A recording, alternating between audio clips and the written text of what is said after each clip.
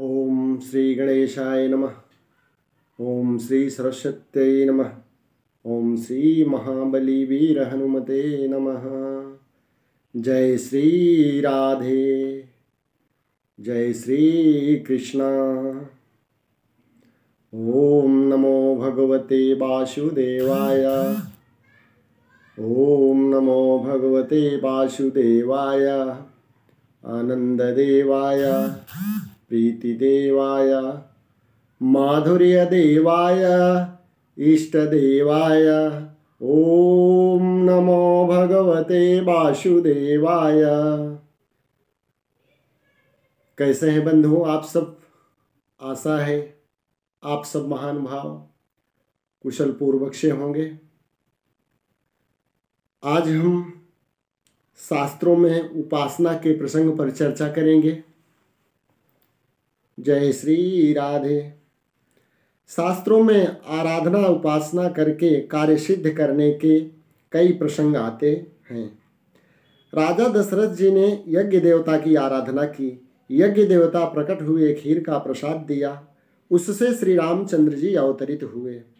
भगवान श्री राम ने भी रामेश्वर की स्थापना की थी, शिवोपासना की थी, अर्थात शिव जी की उपासना की थी।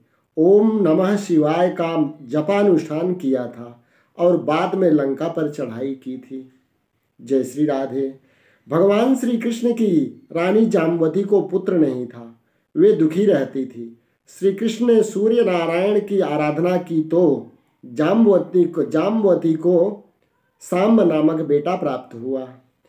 भगवान विष्णु भी देवाधिदेव भगवान शिव की उपासना करते थे। प्रतिदिन 1000 कमल चढ़ाते। शिवजी ने एक दिन भगवान विष्णु की परीक्षा करने के लिए माया से एक कमल छुपा दिया। कमल चढ़ाते समय विष्णु जी को जब 1000वां कमल नहीं मिला तो उन्होंने अपना नेत्र कमल, भगवान विष्णु का एक नाम कमल नयन भी है, इसलिए तो अपना नेत्र कमल ही निकाल कर भगवान शिव को अर्पण कर दिए।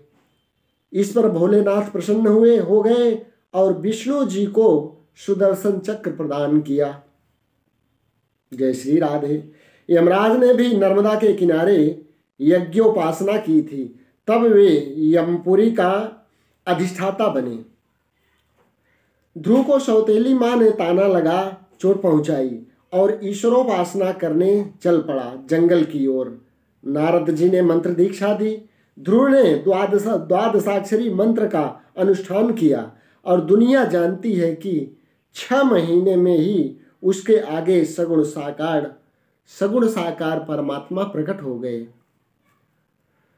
मंत्र परमार्थिक क्षेत्र का टेलीफोन क्या है? परमार्थिक क्षेत्र का टेलीफोन क्या है? मंत्र ऐसा साधन है कि हमारे भीतर सोई हुई चेतना को वह जगा देता है और हमारी महानता को प्रकट कर देता है, हमारी सुसुप्त शक्तियों को विकसित कर देता है। सद्गुरु से प्राप्त मंत्र का ठीक प्रकार से विधि एवं अर्थ सहित प्रेम पूर्ण हृदय से जप किया जाए तो क्या नहीं हो सकता। जैसे टेलीफोन में डायल नंबर पर ठीक से घुमाया जाए तो विश्व के किसी भी देश के कोने में स्थित व्यक्ति से बातचीत हो सकती है। वैसे ही मंत्र का ठीक से जप करने से सिद्धि मिल सकती है। जब टेलीफोन के इतने छोटे से डायल का ठीक से उपयोग करके हम विश्व के किसी भी देश के कोने में स्थित व्यक्ति के साथ संबंध जोड़ सकते हैं, तो भीतर के डायल का ठीक से उपयोग करके विश्वेश्वर के साथ, परमात्मा के साथ संबंध जोड़ लें, इसमें क्या आश्चर्य है। जय श्री राधे। विश्व का टेलीफोन तो कभी एंगेज मिलता है, लेकिन विश्वेश्वर अर्थात परमात्मा का टेलीफोन कभी एंगेज नहीं होता। वह सर्वत्र और सदा तत्पर है।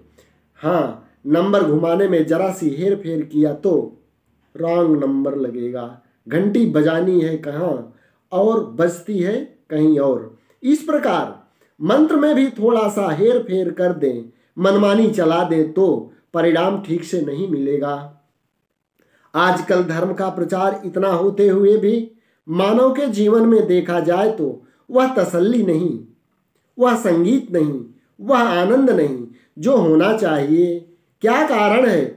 विश्वेश्वर से संपर्क करने के लिए ठीक से नंबर जोड़ना नहीं आता, मंत्र का अर्थ नहीं समझते, अनुष्ठान की विधि नहीं जानते या जानते हुए भी लापरवाही करते हैं तो मंत्र सिद्ध नहीं होता। जब करने की विधि, मंत्र के अक्षर, मंत्र का अर्थ, मंत्र अनुष्ठान की विधि हम जान लें तो हमारी योग्यता खिल उठती है। हम विश्वेश्वर के साथ एक हो सकते हैं। अरे हम स्वयं विश्वेश्वर हैं, ऐसा साक्षात्कार कर सकते हैं। जय श्री राधे, जय श्री राधे। अब अनुष्ठान की आवश्यकता, अब हम समझेंगे अनुष्ठान की आवश्यकता।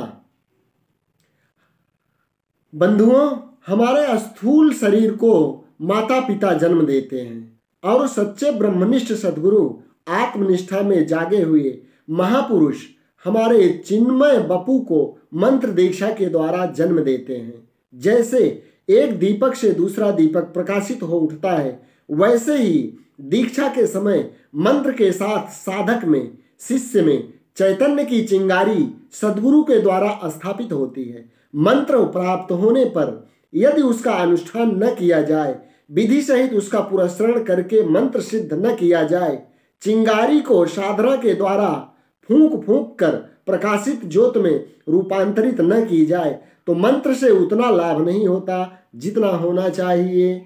जय श्री राधे, जय श्री राधे।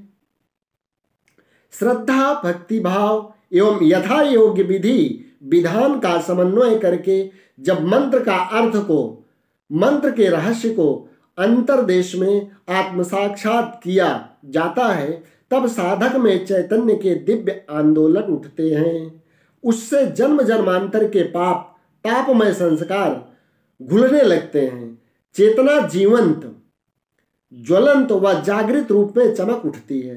श्रद्धा भाव से मंत्र का अनुष्ठान किया जाता है तो परमात्म प्रेम व आत्मज्ञान के उदय की संभावना बढ़ जाती है। अनुष्ठान कई प्रकार के होते हैं। अनुष्ठान कई प्रकार के होते हैं। उनमें से मंत्र जपानुष्ठान को केंद्र में रखकर कुछ बातें जानेंगे। मंत्रानुष्ठान में कुछ नियमों की आवश्यकता होती है। यम नियम के सम्यक पालन से अंतर्बाह्य शुद्धि व शांति बनी रहती है।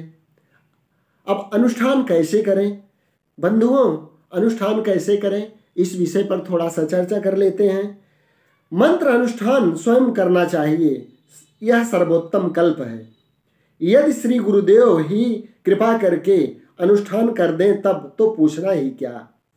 हम अनुष्ठान न कर सकते हैं तो परोपकारी, प्रेमी, शास्त्रवेत्ता, सदाचारी ब्राह्मण के द्वारा भी कराया जा सकता है। कहीं कहीं अपनी धर्म पत्नी से भी अनुष्ठान कराने की आज्ञा है। ऐसे प्रसंग में पत्नी को पुत्रवती होना चाहिए। पत्नी भी सतत अनुष्ठान नहीं कर सकती, उसको मासिक धर्म की समस्या है। मासिक धर्म की अवधि में अनुष्ठान करने से अनुष्ठान खंडित हो जाता है।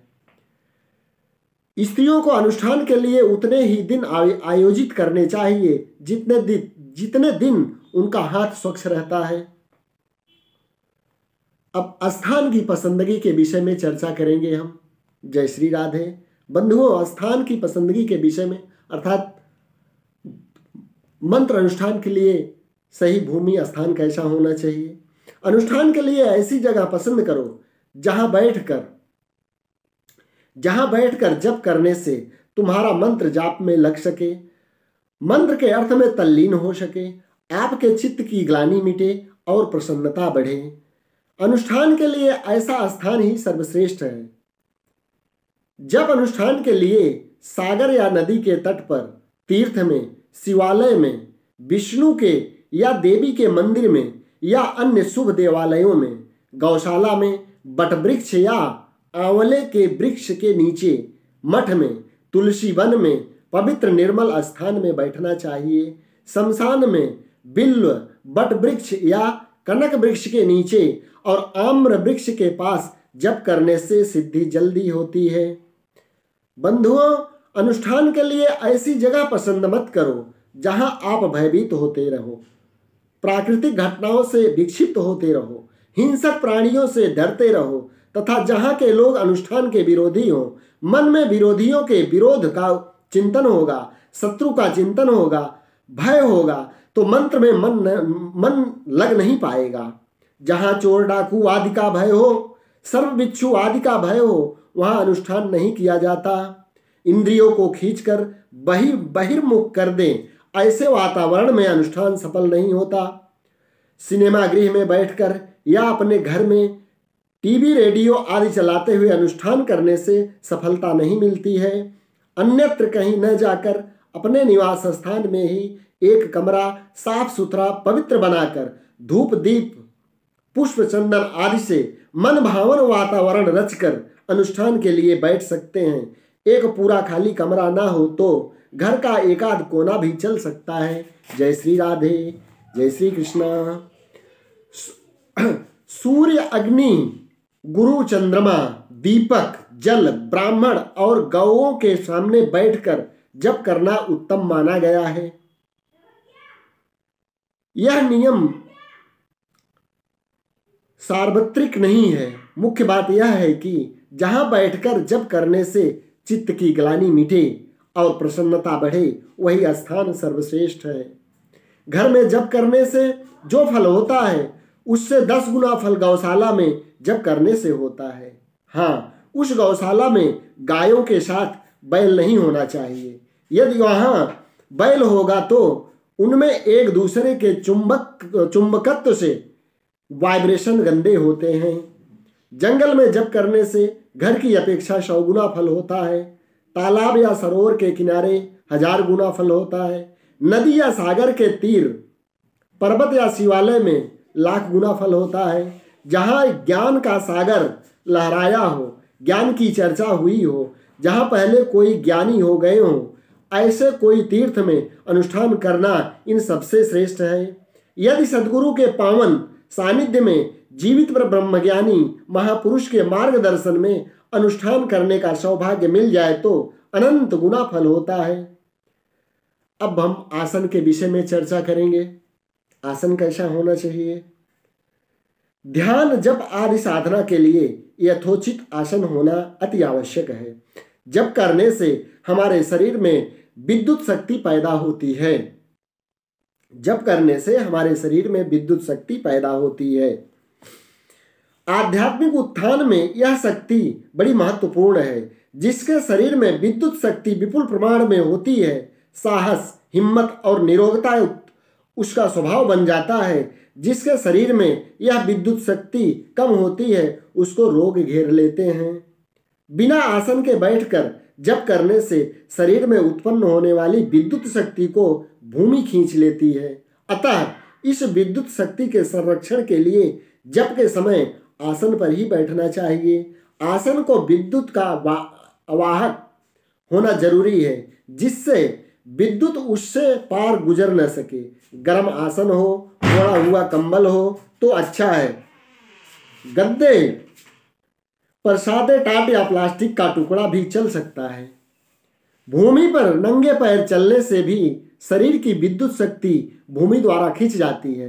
अतः साधना काल में ऐसा वैज्ञानिक अभिगम अपनाकर अपनी शक्ति का संरक्षण एवं संवर्धन करना चाहिए। यह वैज्ञानिक दृष्टि बिंदु में भी देखा जाता है।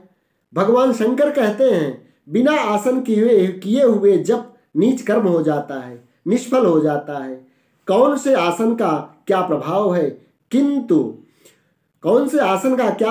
है, किस हेतु कैसा आसन उपयुक्त है इत्यादि का वर्णन करते हुए आगे कहते हैं, कपड़े के आसन पर बैठकर जप करने से दरिद्रता आती है।